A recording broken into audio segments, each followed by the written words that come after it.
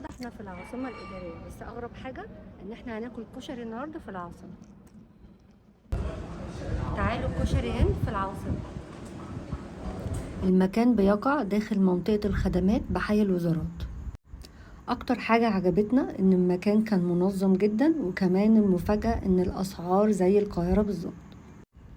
يعني طبق الكشري هناك ما بين 20 و25 و30 حسب حجم الطبق.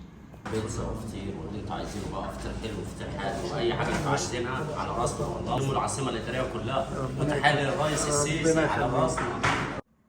وطبعا ما كانش ينفع نفوت طبق الرز بلبن، خصوصا انه بالمكسرات، وكان سعره 15 جنيه. وبصراحة كشري هند كان تجربة اتبسطنا بيها جدا في العاصمة الإدارية، والتجربة دي خلتنا نبقى متحمسين قوي نشوف باقي الأماكن اللي هتشتغل في العاصمة.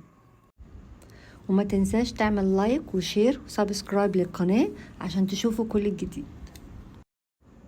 شكرا لكم.